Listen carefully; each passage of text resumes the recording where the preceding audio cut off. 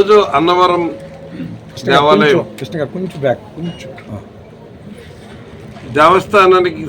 దేవస్థానం అన్నవరం స్వామి ప్రసాదాన్ని ఇంతకుముందు మనం విజయవాడ విశాఖపట్నం రోడ్లో ఏర్పాటు చేసి అక్కడ స్వామివారి ఆలయాన్ని చిన్న ఆలయాన్ని పెట్టి నమూనా ఆలయంగా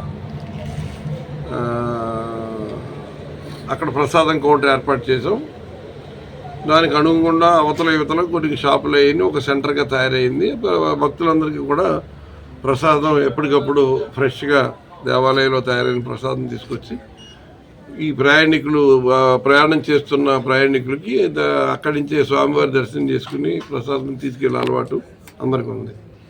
కానీ విశాఖపట్నం నుంచి విజయవాడ వెళ్ళే ప్రయాణికులకి స్వామివారి ప్రసాదం కోసం అక్కడ ఆగి రోడ్డు క్రాస్ చేసి వెళ్తున్న పరిస్థితులు, లేకపోతేనేమో అక్కడ యూటర్న్ చేసుకుని మళ్ళీ తిరిగి వెళ్ళాలనేటప్పటికి కొంచెం ప్రయాణికులకి కొంచెం ఇబ్బందికరంగా ఉంది. అది దృష్టిలో పెట్టుకుని అక్కడ జరిగే ప్రమాదాలని దృష్టిలో పెట్టుకుని దాన్ని అవాయిడ్ చేయాలని ఇక్కడ మనకి ఏదైతే ఆ స్వామివారికి సంబంధించిన ఆస్తి ఈ మన హైవే ఆనుకుని ఉందో ఇది కొంచెం లో లెవెల్లో ఉన్నప్పటికీ దీన్ని పూడిపించి ఇక్కడ అంటే స్వామివారి నమూనా ఆలయాన్ని రాతి విగ్రహంతో స్వామివారిని ఇక్కడ పెడదామని నిర్ణయించాం. ఎందుకంటే అక్కడ ఉన్నది ఊరికే అది మామూలుగా అక్కడ పిఓపికి సంబంధించిన మెటీరియల్ తోటి స్వామివారి విగ్రహం చేసి అక్కడ పెట్టాం. అలా కాకుండా ఇక్కడ భక్తులకి పూర్తి స్థాయిలో అన్ని మన సదుపాయాలు కలగజేసే విధంగా ఫెసిలిటీస్ కలగజేసి ఒక 30-40 కార్లు పార్క్ చేసుకోవడానికి కానీ ప్రశాంతంగా స్వామివారి దర్శనం చేసుకోవడానికి ఇక్కడ అర్చక స్వాములు కూడా అర్చక స్వాముల వారి క్వార్టర్స్ స్వామివారి ప్రసాదానికి సంబంధించిన నివేదన కార్యక్రమం కూడా ఇక్కడే చేసుకునేలాగా దానికి ఏర్పాట్లు చేసి ఈ భక్తులకి లేడీస్కి జెంట్స్కి సంబంధించి ఎక్కడైనా ఫ్రెష్ అవ్వడానికి టాయిలెట్స్ కూడా సపరేట్గా అరేంజ్ చేసి ఇక్కడ ఒక రెస్టారెంట్ తినుబండారానికి సంబంధించిన ఏదన్నా ఒక 7-8 షాపులు కూడా ఏర్పాటు చేసి ఈ పూర్తి స్థాయి కౌంటర్ని ఇక్కడ ఏర్పాటు చేయడం జరిగింది. దీనికి మొత్తం ఎస్టిమేషన్ దగ్గర 4 కోట్లు ఖర్చు పెట్టి ఇది పర్మనెంట్గా పూర్తి స్థాయిలో ఏర్పాటు చేయడం జరిగింది.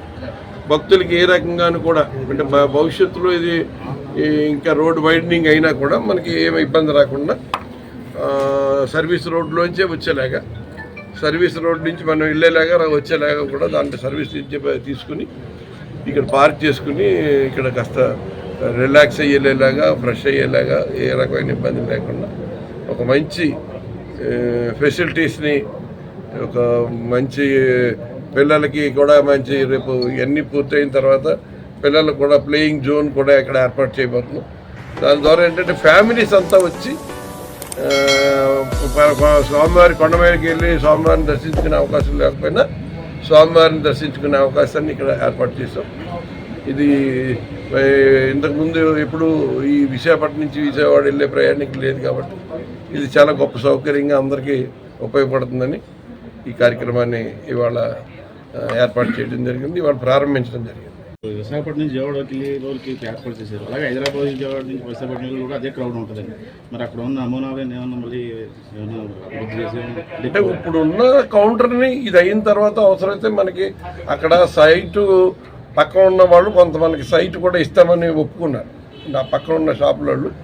ఎందుకంటే వాళ్ళకి ఇంకా మనం దాన్ని విస్తరించినందువల్ల ఏమవుతుందంటే ఆ బిజినెస్ డెవలప్ అవుతుంది కాబట్టి వాళ్ళు సైటు ఇస్తానికి ఒప్పుకున్నారు. మనకి వెనకాల వెళ్ళటానికి కూడా వాళ్ళు ఒప్పుకున్నారు. దాన్ని మనం ఇది అయిన తర్వాత ఇది పూర్తి స్థాయిలో డెవలప్ అయిన తర్వాత దాన్ని కూడా విస్తరించడానికి ఖచ్చితంగా విస్తరించే ఏర్పాట్లు చేస్తారు.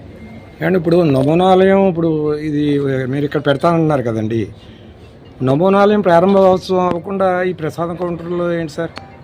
ప్రసాదం కోసం ఇక్కడ ఆలయం నిర్మాణం చేశాం తప్ప ప్రసాదం తీసుకెళ్ళడం కోసం భక్తులు ఆగుతున్నారు. భక్తులకి దర్శనం కూడా స్వామివారి దర్శనం కలగాలని పెట్టాం. అదే భక్తులకి ఆగిపోవడం అయితే రైల్వే స్టేషన్ దగ్గర కానీ బస్ స్టేషన్ కానీ పెడితే ఉపయోగం ఉంటుంది కదండి.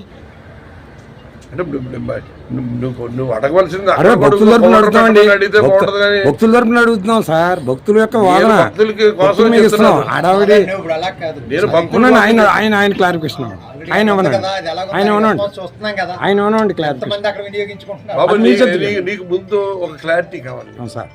ఇది హైవే ప్రయాణికుల కోసం, హైవేలో వెళ్ళే ప్రయాణికుల కోసం ఏర్పాటు చేసింది. రైల్వే స్టేషన్లో వచ్చే ప్రయాణికులందరూ కూడా స్వామివారి దగ్గరికి వెళ్తారు. అది మీరు కొంచెం ముందు తెలుసుకోండి. స్వామివారి స్టేషన్ నుంచి వెళ్ళిపోయే వాళ్ళు ఉంటే ట్రైన్లో ఉంటారు. అంతిమంగా భక్తుల గురించే ట్రైన్ కదండి మీరు ఆలోచించాలి. ట్రైన్లో పెట్టుకుని అంతిమంగా ప్రసాదం అమ్మలేం కదా. అంతిమంగా భక్తుల గురించే కదండి మీరు ఆలోచించవలసింది. వలసింది కాదు, అంతిమంగా భక్తుల గురించే కదండి మీరు ఆలోచించవలసింది. ఆలోచించే చేసాం. దేవతా ధర్మదేశ భక్తుల గురించే ఆలోచించాలి. చించారు కాదు, ఆలోచించే చేసాం. చేశారు. మరి హడావిడి ప్రారంభోత్సవాలు కదా సార్ ఇవన్నీ. మీకేమైనా ఇబ్బంది ఏమైనా వచ్చిందా? నాకేమీ ఇబ్బంది లేదండి. ఇబ్బంది రాకపోతే పూర్తి అవ్వాలి కదా. చెప్పింది నేను రాసుకుని గతంలో డిసెంబర్లో మీరు చేశారు, పూర్తిగా వాటికి శంకుస్థాపన ప్రారంభోత్సవాలు చేశారు. ఒకసారి విజిట్ చేస్తే మీకు తెలుస్తుంది. అలాగే పూర్తిగా వాళ్ళకి ఏంటి నామాలు కనపడుతున్నది నీకు? నామాలు ఎలుగులే లేవండి. లేవా? ప్రారంభోత్సవం ఎలుగులే లేవు. చూడండి, నేను కొంచెం రాత్రిలో నేను కొంచెం లేపు చూపించాను. మీరే రండి, మీరు నైట్ స్టేయింగ్ చేసి మీరే చూడండి ఆ వెలుగులు ఉన్నాయో లేదో మీకే తెలుసు. చూడు అడ్డం తిప్పి అది కదా సార్, చూసారా? చూసానండి. మరి అయితే మరి ఊరందరికీ అయిపోయిందండి. ఒక అలా కాదు, 2000 సాయంత్రం 6 గంటలకు రండి చూపించండి. మీరు ఏదో ఇప్పుడు మీరు రెడీ చేసి. నీ పేరేం పేరు? నా పేరు బాలకృష్ణమూర్తి అండి. ఏం పేపరు? విశాలాంధ్ర అండి. విశాలాంధ్ర. Sir very good. మీకు కూడా కనపడుతున్నది అంటే సాక్షి కనపడుతుంది లేండి, మిగతా వాళ్ళు కనపడవు కానీ. సాక్షి కనపడుతున్నా కనపడుతుంది, మిగతా వాళ్ళు కనపడదండి. నువ్వు మళ్ళీ నువ్వు సపరేట్ అయిపోయావు. సపరేట్ అవ్వలేదండి, మాదంతా ఒకే ఎజెండా. మాదంతా అలాగే సార్, మాదంతా ఒకే ఎజెండా, సమాఖ్యవాద ఎజెండా. మీరు చెప్పి ఇప్పుడు ట్రాన్స్పోర్ట్ చెప్పి ఇప్పుడు ఏదో చేస్తారు. వీధి లైట్లు ఎలగట్లేదు, స్ట్రీట్ లైట్స్ చెప్పేస్తున్నారు. ఒకసారి నైట్ విజిట్ చేస్తే తెలుస్తుందండి.